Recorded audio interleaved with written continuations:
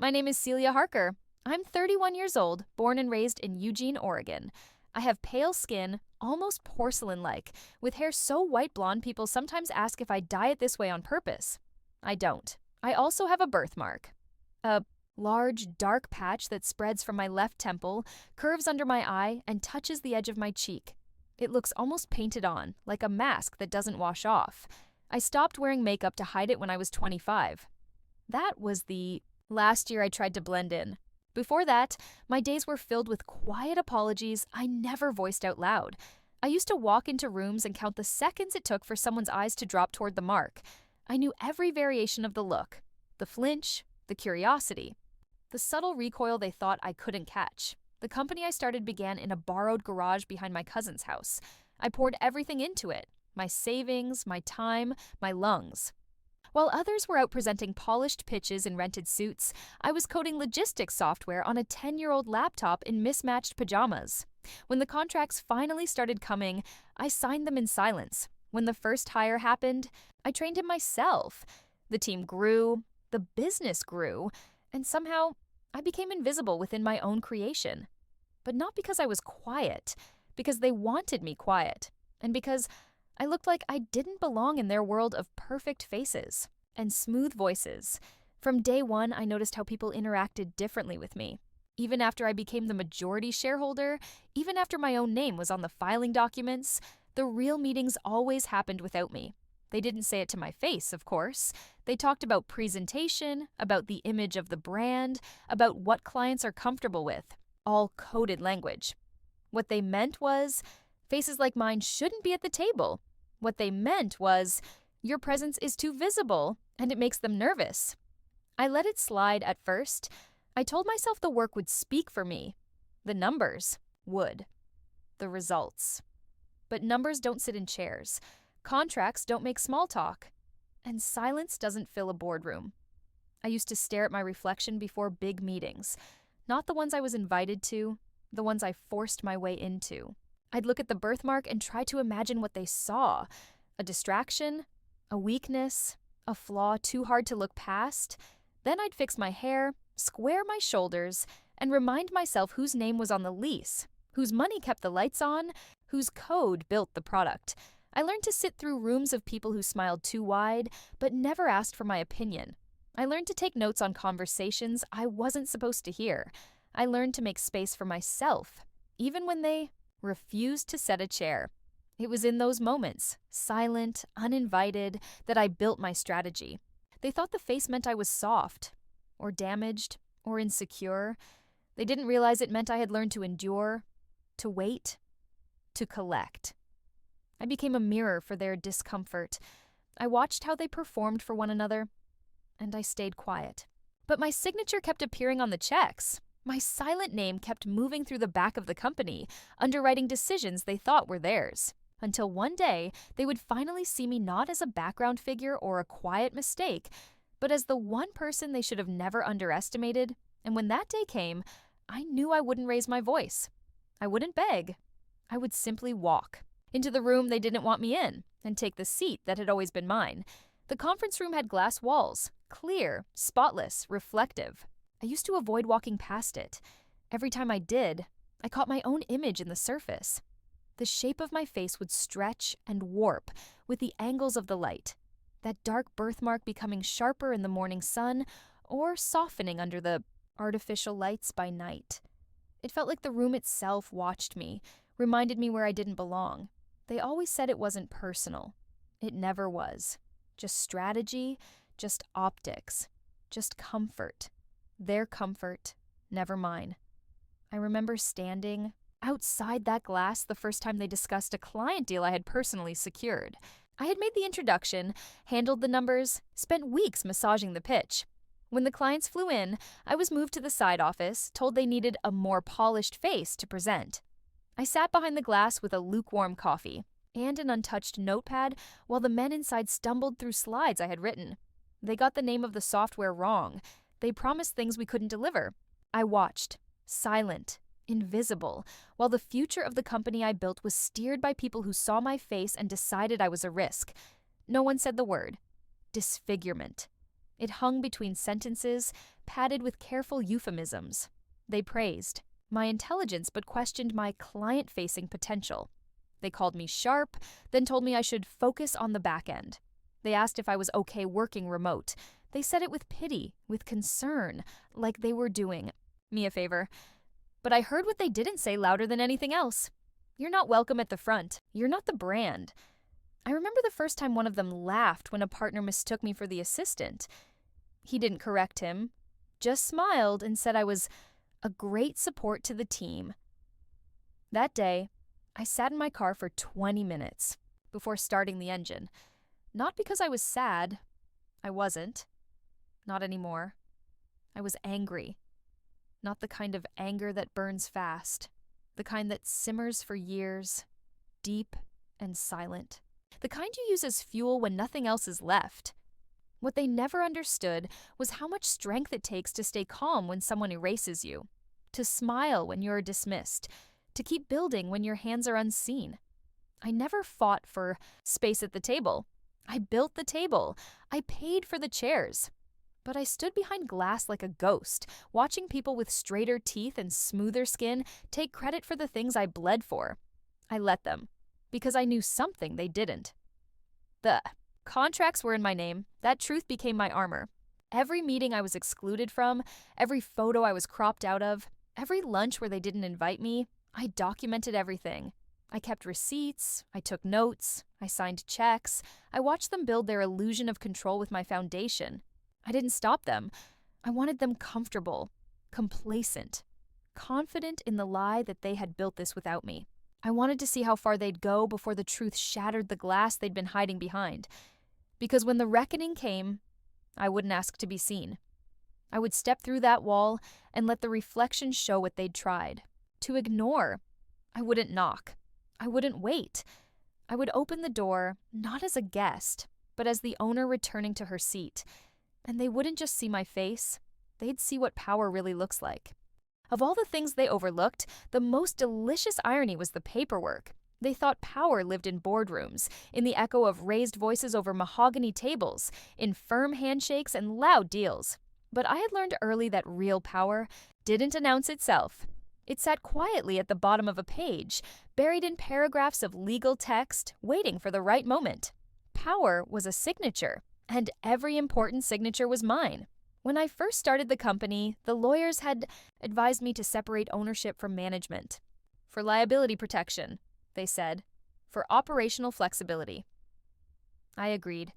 It was a simple idea at the time, almost an afterthought.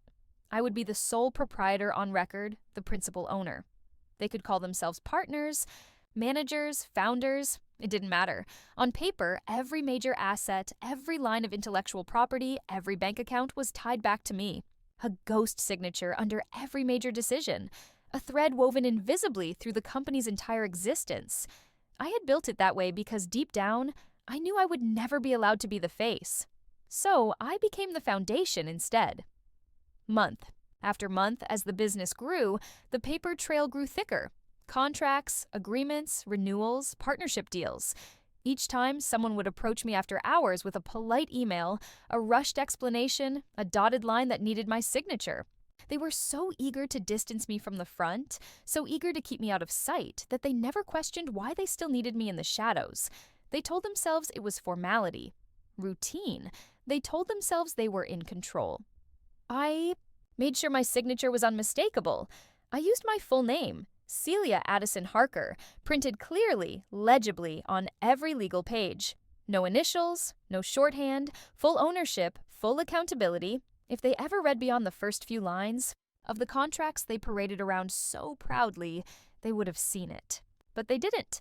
They signed deals with companies whose names they couldn't pronounce but never bothered to read the documents that gave them their authority. They assumed that because I wasn't at the table, I wasn't at the center. Sometimes, I wondered if any of them even realized how deep my name ran, how many departments depended on my authorizations, how many funding rounds closed only because my signature validated the risk. I wasn't just the founder, I was the collateral, the lifeblood. But they didn't see it because they didn't want to see it. My face embarrassed them. My existence made them uncomfortable. So they tucked me away behind policies and paperwork. behind polite smiles and exclusion lists, and I let them. There were nights I sat alone in my apartment, rereading copies of signed documents, feeling the weight of the empire I had built without acknowledgement. Nights when I wondered if invisibility was a kind of betrayal to myself, to the little girl I had once been who dreamed of standing in front of people without apology. But then I would remember what was waiting. I would remember that real recognition doesn't come from being liked. It comes from being undeniable. Every signature, every page I stamped with my name was a seed, a root, a quiet, inevitable growth that would one day crack the foundation of everything they thought they owned. They had built their careers on my silence, their titles on my absence, their pride on my face being out of the picture. And they didn't even realize that all of it was already mine. The day would come when the glass walls would no longer shield them, when the contracts would be pulled from the shadows and placed into the light. When every assumption they had ever made about power and worth would collapse under the weight of my name. I wasn't waiting for permission. I was waiting for the right moment. And when that moment came, they wouldn't just hear my name. They would see it written everywhere they looked. The irony was that they prided themselves on their contracts. Every few months, someone would beam with pride about another. Deal signed, another expansion project closed. They would host celebratory dinners, pass around glossy folders, and toast to new beginnings with champagne they could barely afford. But never once did they stop to ask who actually held the power to approve those deals. They saw only what they wanted to see. Names on the surface, titles printed in bold. They never looked beneath the layers, never followed the trail back to the origin. To me, one of the most important contracts the company ever signed was drawn up without even mentioning my name once. It was deliberate, strategic, a product of all their small, quiet exclusions. They built a narrative in which I didn't exist, and they fed it carefully to partners and investors. No pictures of me on the website, no introductions during networking events, no mentions in media releases. It was like carving out a ghost, leaving the structure intact but scrubbing out the presence behind it. They thought they were erasing me. What they were really doing was handing me the perfect cover, because the contract itself, the one that secured the largest influx of funding in the company's history, still required my signature to become valid. It was there, hidden in the fine print. The terms of ownership had never changed. No matter how much they tried to reshape the story, no matter how many times they tried to step over me, the foundation remained the same. My silent consent was still the cornerstone. I remember the meeting where they celebrated that deal. I wasn't invited, of course. I sat in the hallway outside, watching the glass walls glint with the reflection of their laughter. I had a manila envelope in my lap, the signed contract they were toasting. My signature was the last on the list, at the bottom, above the tiny print that read owner of record. I traced the letters with my finger while they gave speeches about hard work, vision, leadership, all the things they claimed as their own. For a long time, I wondered if any of them ever had the sinking realization of how hollow their accomplishments were. If, even for a second, they felt the ground shift under their feet when they glanced at the paperwork and saw my name, even if they pretended not to notice. Or if they had convinced themselves so fully of the story they built, the story where I was just an early employee, a background figure, that they truly believed it was theirs. Sometimes I caught glimpses of doubt, a flicker of hesitation when someone mentioned ownership structures, a slight tension when investors asked about leadership transitions. But it always passed. They always moved on quickly, reassuring themselves with titles and nameplates and the illusion of control. They didn't understand that real control isn't about who gets the applause. It's about who can shut off the lights when the show's over. I kept the original copy of that contract in my private files, tucked away in a folder labeled in plain block letters. Contingency. It was the silent insurance policy I never hoped to use but always prepared for. Every signature they needed from me added another thread to the web. Every omission of my name made it tighter. They were building a house of cards, and they didn't realize the foundation belonged to someone else. I wasn't just a ghost in their story, I was the author. And when the right time came, when the glass walls finally shattered and the titles slipped from their mouths, I wouldn't have to fight for recognition. I would simply reveal the truth they had written with their own hands. It happened on a Wednesday morning, the kind of day where the world felt slow and gray. The air was heavy with humidity, clinging to my skin, flattening my hair against my scalp. I stood in the hallway outside the conference room again, a place that had almost become familiar in its quiet cruelty. I could hear their voices, laughing, debating, throwing around numbers like they had earned the right to make decisions for a company they didn't even own. I clutched a leather folder in my hands, fingers trembling not from fear but from the electricity running under my skin. Today was different. Today the door would open. They didn't expect me. They never did. They assumed I would stay where I belonged. Outside, invisible, convenient. They assumed the same about my silence, my patience, my endless willingness to let them parade around my work as theirs. But even patience has a breaking point, and I had been preparing for this moment. Longer than they had been pretending to lead. The door clicked open without drama. No announcement. No warning. I stepped inside, heels clicking sharply on the polished floor, the sound slicing through the room like a blade. Conversations faltered, heads turned.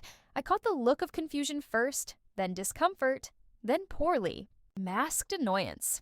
I wasn't supposed to be here. I wasn't part of the show. I was the backstage worker who had dared to step into the spotlight. I walked to the end of the table, the folder still pressed tight against my chest. The glass walls reflected my image back at me, the dark birthmark that curved along my left cheek, the imperfection they believed disqualified me from representing the brand I had built. For years, I had hated seeing myself reflected that way, distorted by judgment. But today, I saw it differently. Today, the mark on my skin wasn't a flaw. It was a battle scar, proof of survival. I placed the folder on the table with deliberate care, the leather making a soft thud that seemed to echo louder than it should. I didn't speak. I didn't have to. One of the board members, one of the newer ones who had never met me properly, frowned and asked with forced politeness if I was lost. His voice was tight, uncertain. He was already afraid, though he didn't understand why yet.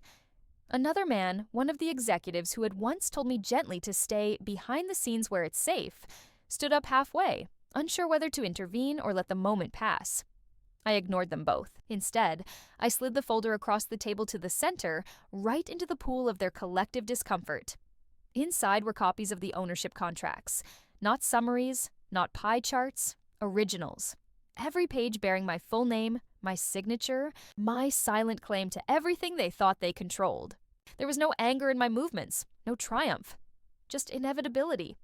Like gravity finally pulling them back down to a reality they had spent years trying to float above. Someone opened the folder with shaking hands. I watched his face drain of color as he scanned the first page, then the second, then the third. Around him, the others shifted uncomfortably, exchanging nervous glances. Some looked at me as if seeing me for the first time, like I had been an empty seat at the table until now, suddenly made flesh and undeniable. The lead executive, the one who liked to call himself the face of the company at investor meetings, cleared his throat and tried to speak, but the words caught somewhere between confusion and anger.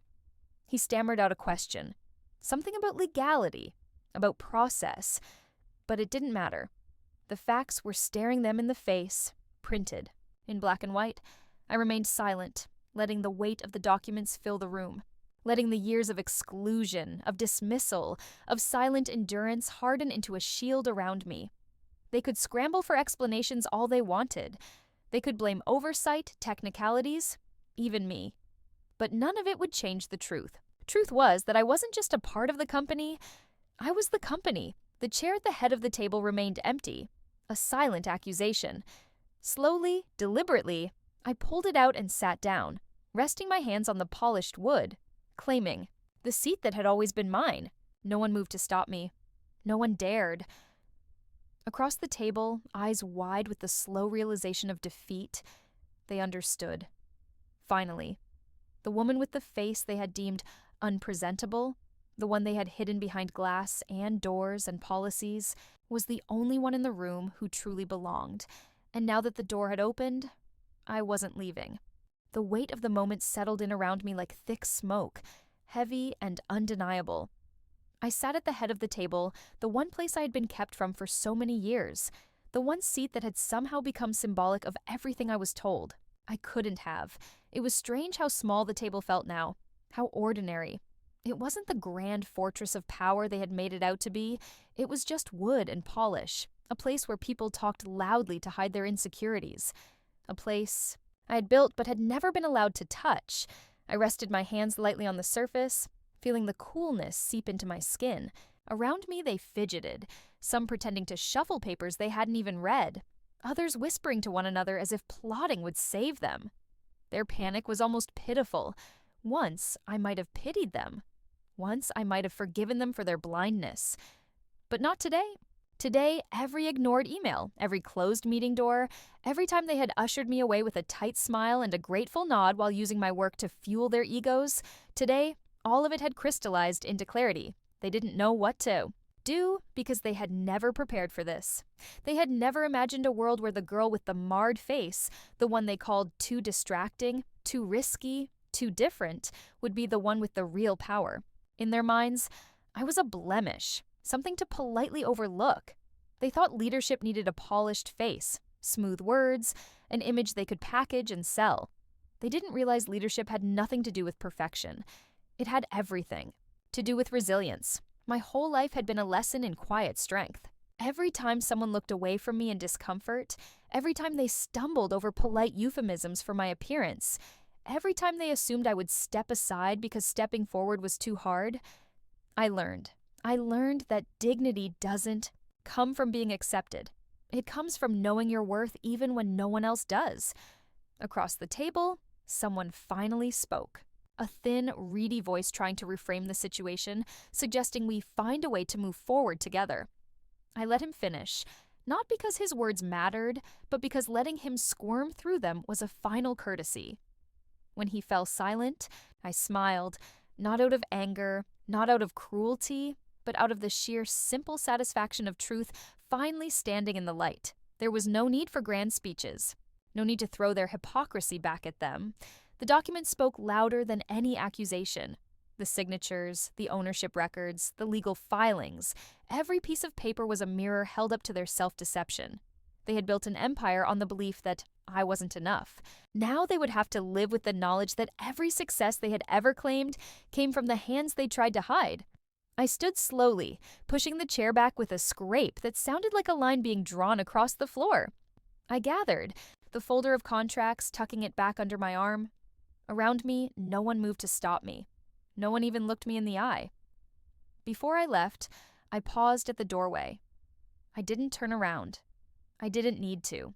I spoke simply, my voice steady, cutting through the silence like a blade.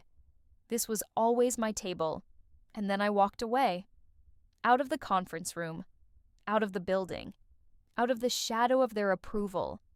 I didn't need their validation anymore. I never had. They could keep their titles and their meetings and their shallow applause. I had something better.